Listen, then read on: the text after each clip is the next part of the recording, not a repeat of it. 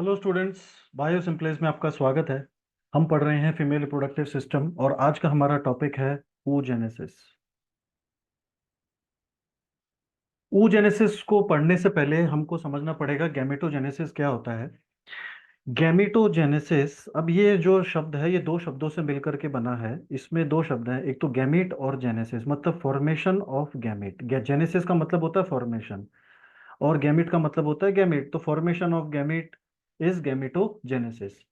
अब दो टाइप के गैमेट होते हैं, सब जानते हैं। एक मेल गैमेट होता है, एक फीमेल गैमेट होता है। तो जो मेल गैमेट होता है उसको हम कहते हैं स्पर्म। मेल गैमेट को क्या कहते हैं? स्पर्म कहते हैं। और फीमेल गैमेट को हम कहते हैं एग। तो जो स्पर्म बनने का जो प्रोसेस है, अब गैमेटोजेनेसिस भी दो टाइप का होता है। गैमेटोजेनेसिस दो टाइप का होता है। मेल में वो, ठीक है, मेल में उसको हम कहते हैं स्पर्मेटोजेनेसिस और फीमेल के अंदर हम उसको कहते हैं oogenesis। इसका मतलब क्या है कि जो मेल का गैमेटोजेनेसिस है उसको स्पर्मेटोजेनेसिस कहते हैं और फीमेल में जो गैमेटोजेनेसिस होता है उसको हम oogenesis कहते हैं। तो जेंडर के हिसाब से हमने उसको नाम दे दिया। तो स्पर्मेटोजेनेसिस क्या होता है? Spermatogenesis formation of haploid sperm from germ cell in testis.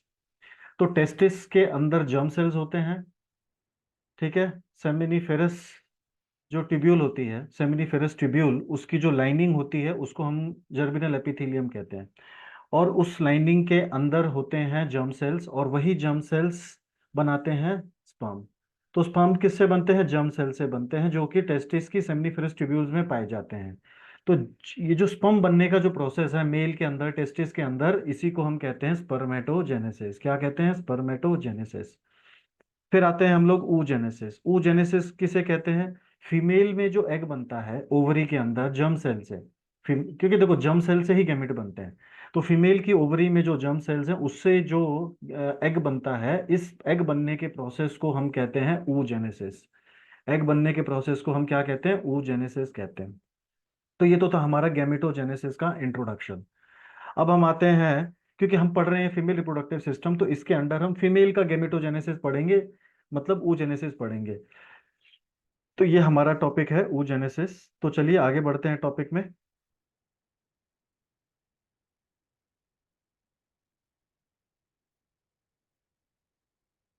तो oogenesis क्या होता है बेटा? oogenesis का भी जस्ट मैंने इंट्रोडक्शन दिया था आपको।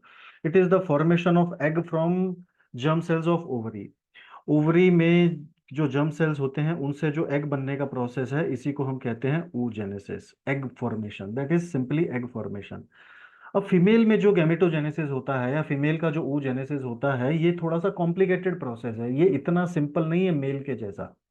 मेल में जो स्पर्म बनते हैं वो बनते हैं प्यूबर्टी में। जब वो प्यूबर्टी में बच्चा एंटर करता है, मेल एंटर करता है, तब उसकी बॉडी में स्पर्म बनते हैं, जो कि लगभग 12-13 साल की उम्र में, 14 साल की उम्र में शुरू होता है।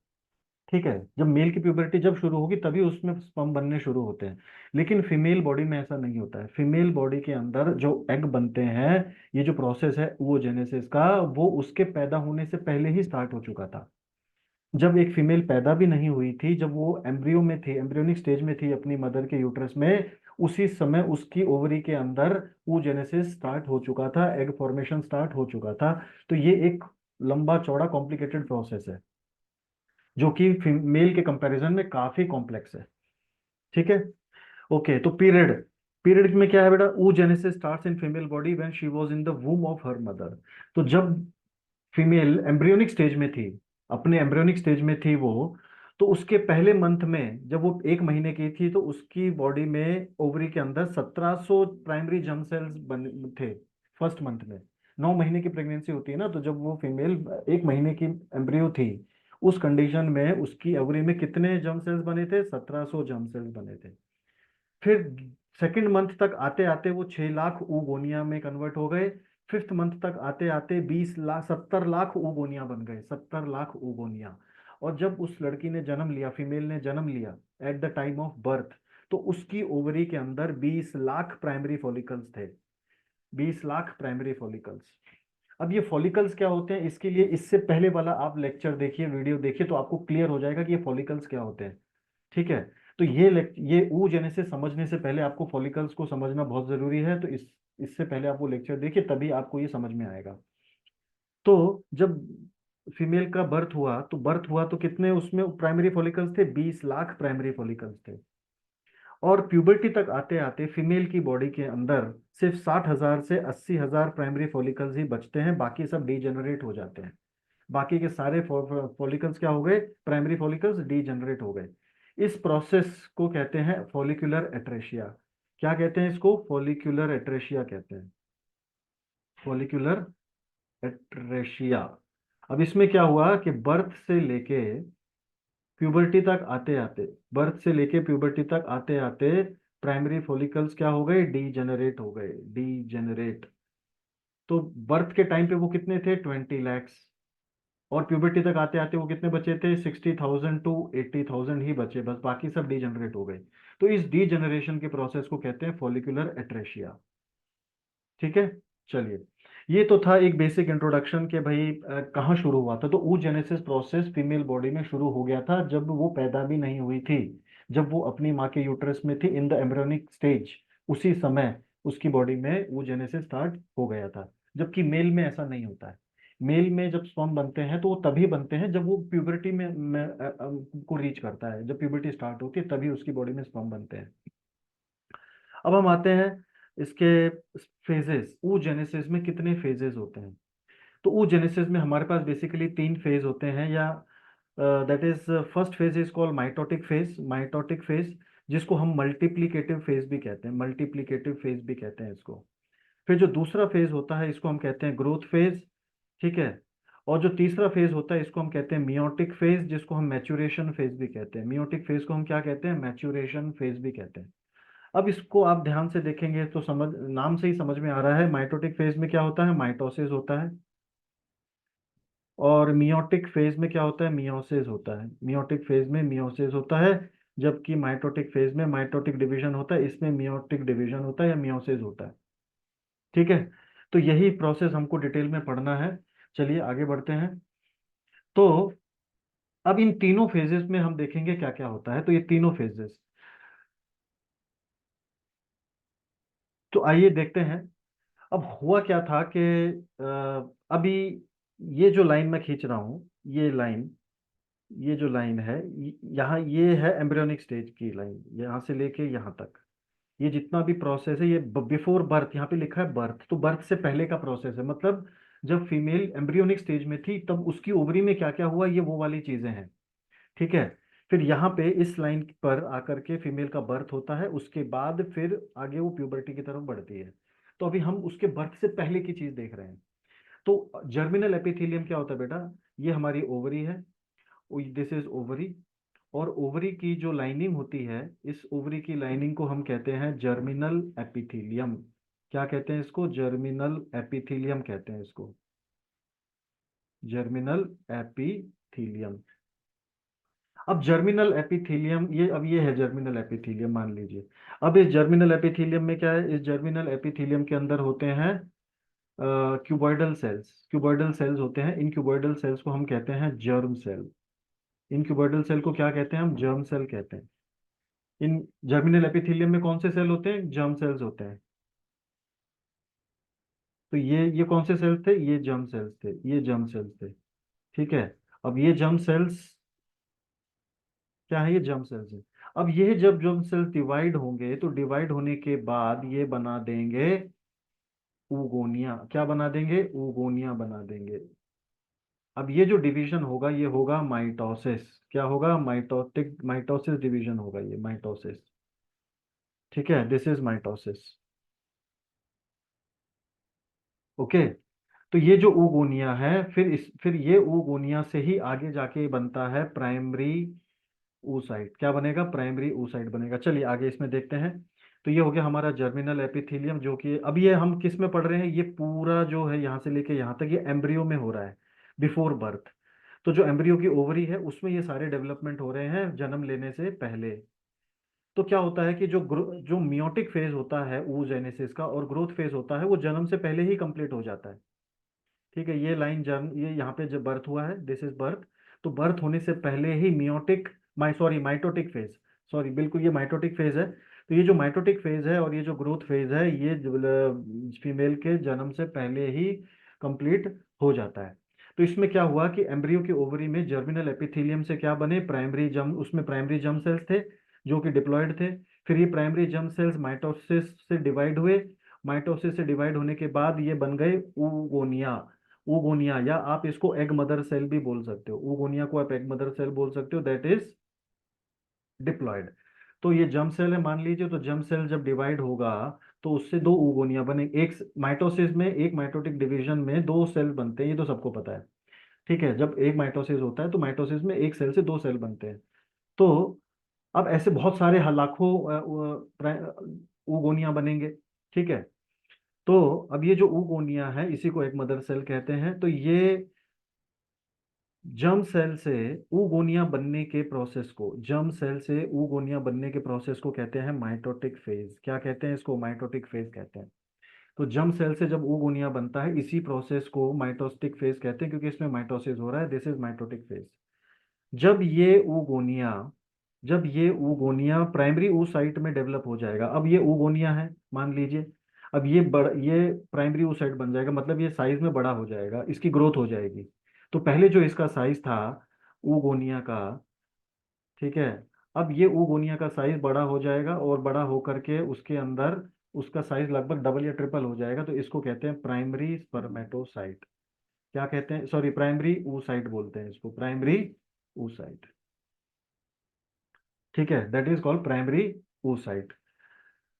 अभी हम oogenesis पढ़ रहे हैं, तो गलती से अगर कहीं क्या है कि अभी साइमल्टेनियसली टॉपिक चलते हैं, तो हो सकता है थोड़ा, तो आप थोड़ा उस पर ध्यान दीजिए हम क्या पढ़ रहे हैं, तो उसके हिसाब से वो है। ठीक है, चलिए। तो ये प्राइमरी oocyte बन गया, तो इस प्रोसेस को कहते हैं ग्रोथ फेज। क्या कहते हैं, ग्रोथ फेज। तो ऊगोनिया से प्राइमरी oocyte बनने के प्रोसेस को क्या कहेंगे, ग्रोथ फेज कहेंगे। ठीक है, अब ये ग्रोथ फेज कहाँ हो गया, ये ग्रोथ फेज हो गया बर्थ से पहले ही कंप्लीट हो गया है। ठीक है, तो जितने भी प्राइमरी oocyte बनने थे वो बर्थ से पहले ही बन जाते हैं। तो जितने भी प्राइमरी oocyte बनने थे वो क्या हो गया, बर्थ से पहले ही बन चुके हैं फीमेल की ओवरी के अंदर। ठीक है, फिर क्या होगा, इस प्राइमरी oocyte जो है ये मियोसिस वन के अंदर जाएगा, मियोसिस वन में एंटर करेगा। और मियोसिस वन में एंटर करने के बाद वो उसकी प्रोफेज वन की डिप्लोटिन स्टेज में स्टॉप हो जाएगा। ठीक है, क्या हुआ इसमें, जो प्राइमरी oocyte था बनने के बाद उसने मियोसिस वन में एंट्री ली, मियोसिस वन। अब आपको मालूम है एक मियोसिस के अंदर दो डिवीजन होते हैं, तो उसको हम कहते हैं मियोसिस वन और मियोसिस टू। तो एक मियोसिस में दो मियोसिस होते हैं, एक्चुअली दो बार डिवाइड होता है वो। तो एक सेल से कितने सेल बनेंगे, चार बनेंगे, तो ये दूसरे से ये चार सेल बनते हैं। एक कंप्लीट मियोसिस होने के बाद चार सेल बनते हैं। ठीक है, तो जो प्राइमरी oocyte था उसने मियोसिस वन में एंट्री ली, और फिर वो उसके मियोसिस वन के प्रोफेज वन के डिप्लोटिन स्टेज में स्टॉप हो जाता है। और स्टॉप हो जाने के इस स्टेज के बाद फिर लड़की का जन्म होता है। तो लड़की ने जन्म ले लिया।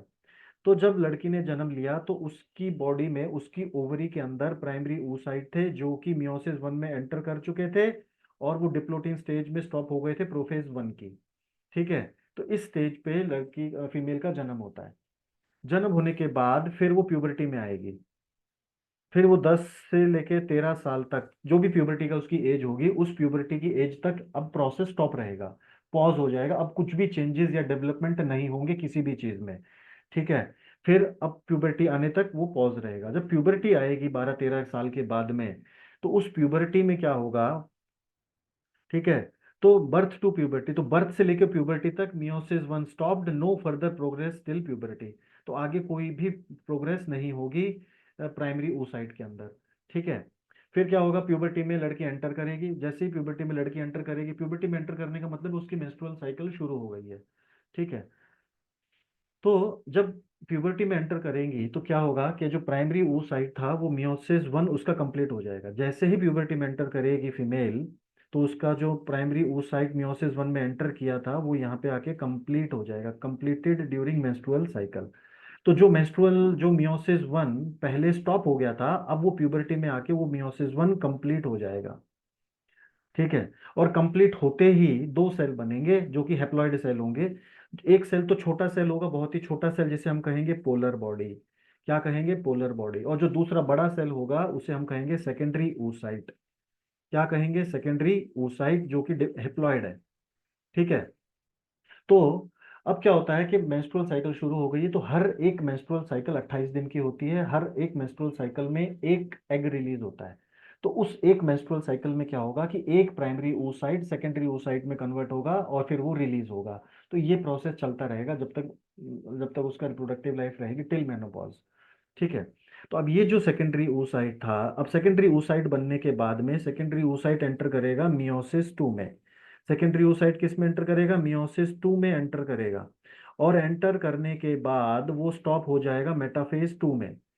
तो मियो सेकेंडरी oocyte जो था वो क्या हो गया? मेटाफेज टू में स्टॉप हो गया, मेटाफेज टू में।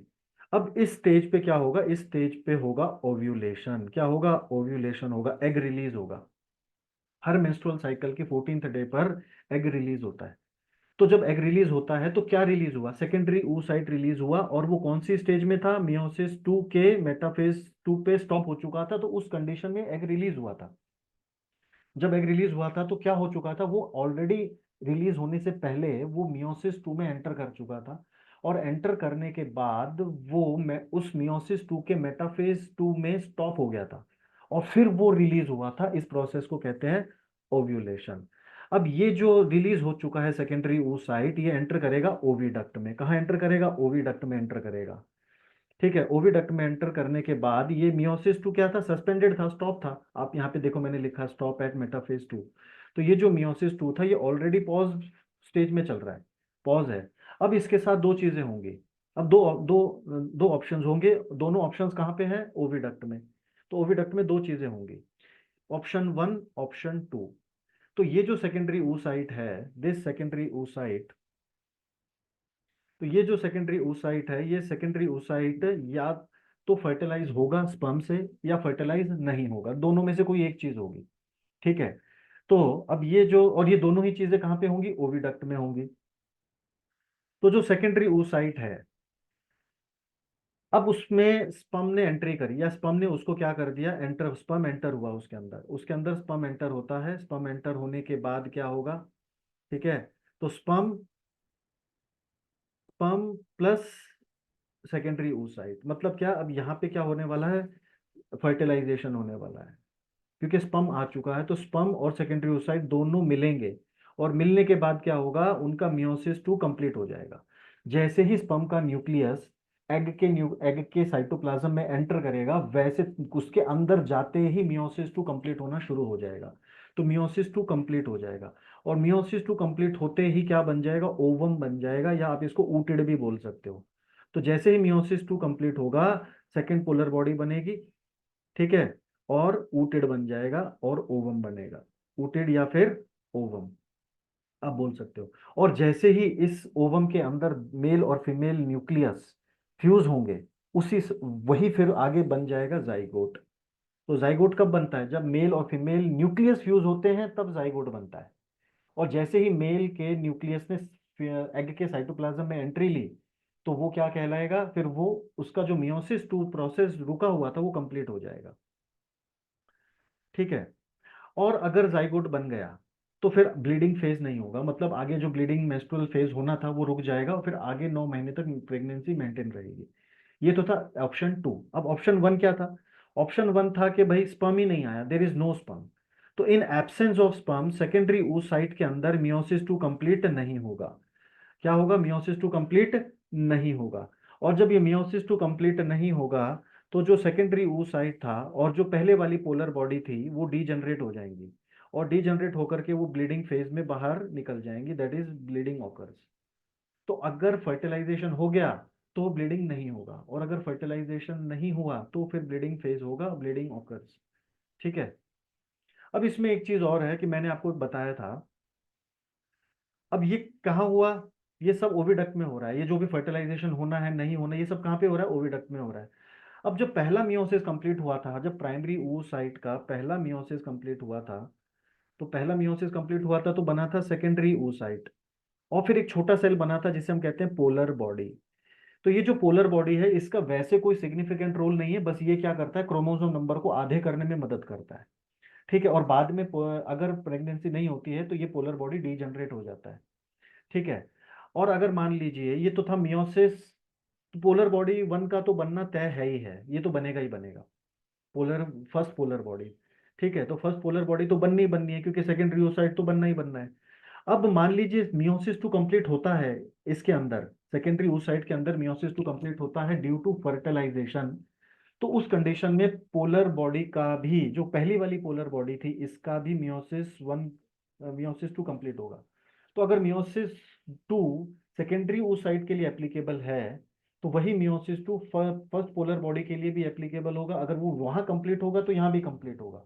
और अगर यहाँ कंप्लीट होगा, तो अगर यहाँ पे कंप्लीट होता है तो क्या होगा, जो फर्स्ट पोलर बॉडी थी उससे डिवाइड होकर के दो पोलर बॉडी बनेंगी, हमारी सेकंड पोलर बॉडी दो बन जाएंगी। तो दो सेकंड पोलर बॉडी बनेंगी इफ मियोसिस टू कंप्लीट्स। और मियोसिस टू कंप्लीट कब होगा, फर्टिलाइजेशन के बाद। ठीक है। और अगर नहीं होता है, ठीक है, तो ये जो पोलर बॉडी, अगर मान लीजिए मियोसिस टू कंप्लीट नहीं होता है, तो फिर ये पोलर बॉडी क्या होंगी, डीजेनरेट हो जाएंगी। और हो गया तो भी पोलर बॉडी तो डीजेनरेट होनी ही होनी, क्योंकि पोलर बॉडी से कुछ आगे काम नहीं होगा, काम होगा जाइगोट से। ठीक है, चलिए, तो अब आगे देखते हैं। तो ये तो था हमारा एक फ्लो चार्ट। अब ये हमारा डायग्राम है, इसको हम देख लेते हैं एक बार। तो ये है हमारा oogenesis। तो ये हमारा oogonia है। अब इस oogonia से क्या बन गया, हमारा प्राइमरी oocyte बन गया। ठीक है, तो प्राइमरी oocyte, और ये तो oogonia कैसे बने थे, माइटोसिस से बने थे oogonia। तो इसको हम कहते हैं माइटोटिक फेज। ठीक है। और oogonia से प्राइमरी oocyte बनने को कहते हैं ग्रोथ फेज। फिर अब यहाँ पे क्या होता है, फीमेल का बर्थ हो जाता है, जन्म ले लेती है। जन्म लेने के बाद फिर अगले 12-13 साल तक कुछ नहीं होगा, स्टॉप रहेगा सब। फिर जब मेंस्ट्रुअल साइकिल शुरू होगी, तो ये जो प्राइमरी oocyte है, ये जब ये प्राइमरी oocyte यहाँ पे इस केस में वो कहाँ पे स्टॉप हो गया था, वो मियोसिस वन में एंटर कर चुका था, मियोसिस वन में एंटर कर चुका था, और उसके प्रोफेज वन में स्टॉप हो गया था। प्रोफेज वन, मियोसिस वन के प्रोफेज वन में प्राइमरी oocyte स्टॉप हो गया था। स्टॉप होने के बाद फिर उसने जन्म लिया। तो जब फीमेल ने जन्म लिया, तो उसकी ओवरी में जो प्राइमरी oocyte थे वो इस स्टेज पे थे, मियोसिस वन प्रोफेज वन में स्टॉप थे। फिर ये जो मियोसिस वन है, ये कंप्लीट होगा ड्यूरिंग प्यूबरिटी। तो जैसे ही मियोसिस वन कंप्लीट होगा, तो क्या बनेगा, एक सेकेंडरी oocyte बन जाएगा, और एक छोटा पोलर बॉडी बन जाएगा, फर्स्ट पोलर बॉडी। इसको हम कहेंगे फर्स्ट पोलर बॉडी। अब ये सेकेंडरी oocyte क्या करेगा, ये करेगा एंटर मियोसिस टू में। और मियोसिस टू में एंट्री करके वो मेटाफेज टू में स्टॉप हो जाएगा। और फिर क्या होगा, ओव्यूलेशन होगा, फिर एग बाहर निकलेगा यहाँ से, ग्रेफियन फॉलिकल से एग बाहर निकल जाएगा। तो इसका मतलब जो एग रिलीज हुआ था वो सेकेंडरी oocyte था, और वो मेटाफेज टू में स्टॉप हो गया था, तब वो रिलीज हुआ था। उसके बाद ये रिलीज होकर के कहाँ जाएगा, ये रिलीज होकर के जाएगा ओविडक्ट में। अब ये ओविडक्ट में पहुंच चुका है। ओविडक्ट में अगर स्पर्म आता है, मान लीजिए स्पर्म आया और स्पर्म ने इसको फर्टिलाइज किया, तो उस केस में क्या होगा, ये बन जाएगा जाइगोट।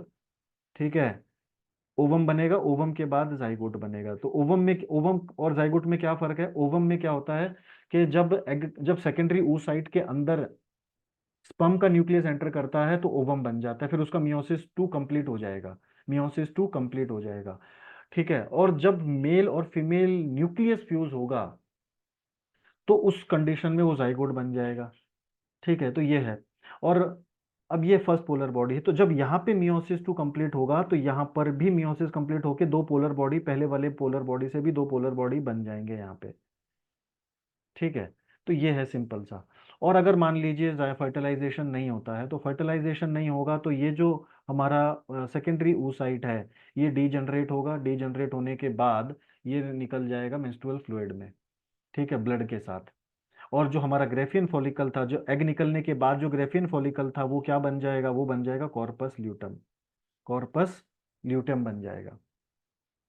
तो ये है हमारा, अगर आप इसको ध्यान से सुनेंगे, समझेंगे, एक बार दो बार पढ़ेंगे, तो आपको ये याद हो जाएगा।